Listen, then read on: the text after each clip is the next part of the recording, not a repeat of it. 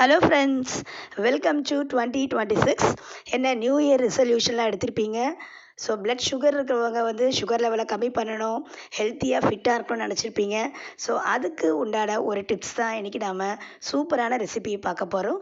கேழ்வரகு ராகி மாவு, அதாவது ராகி மாவு முருங்கைக்கீரை அடை. இதுக்கு தேவையான பொருட்கள்: கேழ்வரகு 1 கப்பு.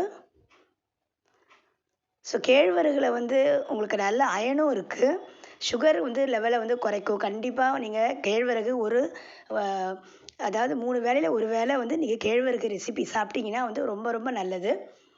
ஸோ நான் எந்த கப்பில் வந்து கேழ்வரகு மாவை வந்து எடுத்தனோ அதே கப்பில் வெங்காயம், நல்லா பெரிய 2 வெங்காயம் பொடி பொடியாக நறுக்கி வச்சுக்கிட்டேன். ஸோ இதை ஆட் பண்ணிக்கலாம். சில பேர் வந்து சொல்லுவாங்க, கேழ்வரகு அடை வந்து ரொம்ப ஹார்டாக இருக்குது, சாப்பிட முடியல அப்படின்னுவாங்க. ஸோ இதுக்கு நான் வந்து ஈஸியான டிப்ஸ் என்னென்னா, எந்த கப்பில் நீங்கள் கேழ்வரகு மாவு எடுக்கிறீங்களோ அதே கப் அளவு இந்த முருங்கைக்கீரையும் வெங்காயமும் எடுத்துக்கணும். ஸோ மாவு அதிகமாக ஆயிடுச்சுன்னா உங்களுக்கு வந்து ஒரு மாதிரி இருக்கும், ஹார்டாயிரும். பார்த்துக்குங்க. முருங்கைக்கீரை வந்து ரொம்ப உடம்புக்கு ரொம்பவே நல்லது, அயன். ஸோ கூடவே நம்ம காரத்துக்கு பச்சை மிளகாய், பொடியாக நறுக்கின பச்சை மிளகாய் ஆட் பண்ணியிருக்கோம்.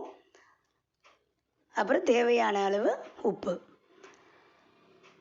ஸோ வந்து நீங்கள் பார்த்தீங்கன்னா, இந்த ஃபுட்டு வந்து பார்த்தீங்கன்னா, இந்த ரெசிபி சாப்பிட்டீங்கன்னா செஞ்சு உங்களோட பிளட் சுகர் லெவல் கம்மியாகிறது மட்டும் இல்லாமல் ஹீமோக்ளோபின், அதாவது ரத்த அணுக்களையும் வந்து நல்லா விருத்தி செய்யும். முருங்கைக்கீரை வந்து நம்பர் 1ங்க சுகரை கம்மி பண்ணுறதுக்கு. அதே மாதிரி ரத்த சோகை வராமல் பாதுகாக்கும். ஸோ இது நம்ம ஹெல்த்தி ஃபிஷ் சேனல்னால் நம்ம ஹெல்த்தி ஃபுட்டு தான் நான் நிறைய வந்து ரெசிபி போட்டிருக்கேன். ஸோ இந்த நியூ இயர் ரெசல்யூஷனாக நீங்கள் வந்து ஹெல்த்தி ஃபுட்டை சாப்பிடுங்க. இதை கண்டிப்பாக நீங்கள் செஞ்சு பாருங்கள்.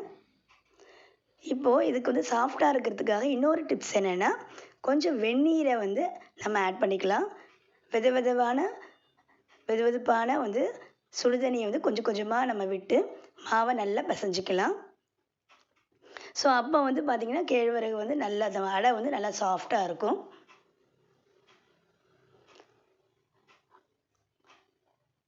இதை வந்து அடையாகவும் செஞ்சு சாப்பிட்லாம், இல்லைன்னா வந்து நீங்கள் வந்து போண்டா மாதிரி கூட போட்டு சாப்பிட்லாம், அதுவும் ரொம்ப டேஸ்ட்டாக இருக்கும். ஸோ நம்ம வந்து இப்போ வந்து ஹெல்த்தியாக டீப் ஃப்ரை இல்லாமல் பார்க்குறதுனால, ஸோ நான் ஆயில் கம்மியாக சாப்பிட்றதுக்காக நம்ம அடை வந்து ரொம்ப பெஸ்ட்டு. பாருங்கள், இது மாதிரி கொஞ்சம் கொஞ்சமாக தண்ணி விட்டு நல்லா பிசைஞ்சிக்கணும். உப்பு பத்தெல்லாம் வேணால் உப்பு கூட போட்டுக்கலாம் கொஞ்சம் கூட. காரமும் மிளகாயும் வந்து உங்கள் காரத்துக்கு ஏற்ற மாதிரி நீங்கள் ஆட் பண்ணிக்கோங்க. ஸோ இந்த மாதிரி நல்லா சாஃப்டாக நல்லா பிசைஞ்சிக்கலாம். ஸோ மாவு ரெடி ஆயிடுச்சு. பாருங்கள் எப்படி இருக்குது பாருங்கள். ஸோ இதில் நாம் ஒரு உருண்டையாக எடுத்து அழகாக நம்ம தட்டி நம்ம சாப்பிட்லாம். இது நம்ம ஈவினிங் ஸ்நாக்ஸாகவும் சாப்பிட்லாம்.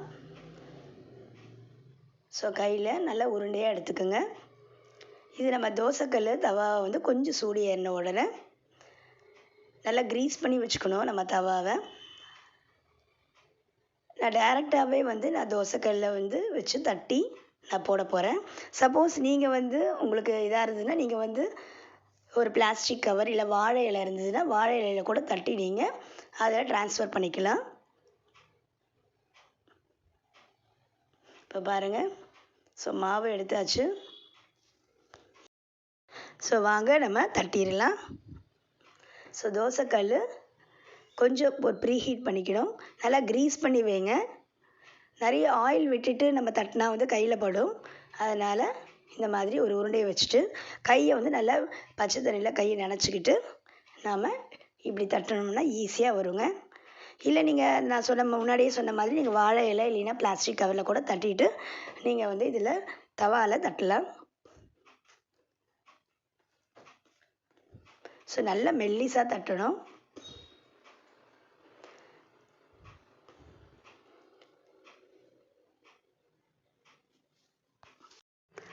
ஸோ இது மாதிரி தட்டின உடனே நாம் இதை மூடி போட்டு வேக வைக்கணும்.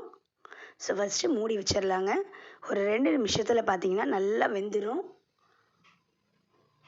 இப்போ நம்ம நல்லா திருப்பி போட்டு இப்போ நல்லா எண்ணெய் விடலாங்க. ஒரு 2 ஸ்பூன் நல்லா எண்ணெய் விடலாம், நல்லா கிறிஸ்பியாக இருக்கும். ஸோ பாருங்கள் எப்படி நல்லா வெந்திருக்கு. இப்போ எண்ணெய் விட்டுட்டு இந்த சைடு திருப்பி விடலாம்.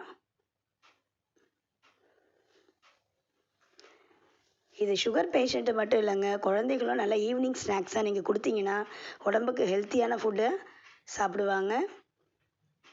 ஸோ எப்பவும் போல் எப்போவுமே தோசை இட்லி சாப்பிட்றதுக்கு பதிலாக இந்த மாதிரி வீக்லி ஒன்ஸ் வந்து நீங்கள் ஒரு சேஞ்சுக்கு ராகி, திணை இதெல்லாம் நம்ம சேர்த்துக்கிறது உடம்புக்கு ரொம்பவே நல்லது. ஸோ பாருங்கள், நல்லா வெந்து வருது. இந்த வெங்காயமும் அந்த முருங்கைக்கீரையும் நல்லா திருப்பி போட்டு இது மாதிரி பண்ணால் நல்லா முருங்கைக்கீரையும் நல்லா வெந்துடும்.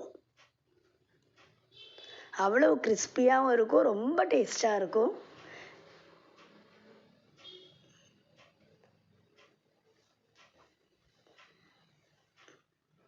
அதே மாதிரி தடை 2 சாப்பிட்டாவே போகிறோங்க, நல்லா வயிறு ஃபுல்ஃபில்லாக இருக்கும். சூப்பராக ரெடி ஆயிடுச்சு. நல்ல சுவையான அடை ரெடி ஆயிடுச்சு பாருங்கள். ஸோ இதுக்கு கூட நீங்கள் கார சட்னி வச்சு தொட்டு சாப்பிட்லாம். கண்டிப்பாக இந்த ரெசிபியை நீங்கள் ட்ரை பண்ணி பாருங்கள். லைக் பண்ணுங்கள், ஷேர் பண்ணுங்கள், மறக்காமல் சப்ஸ்கிரைப் பண்ணுங்கள்.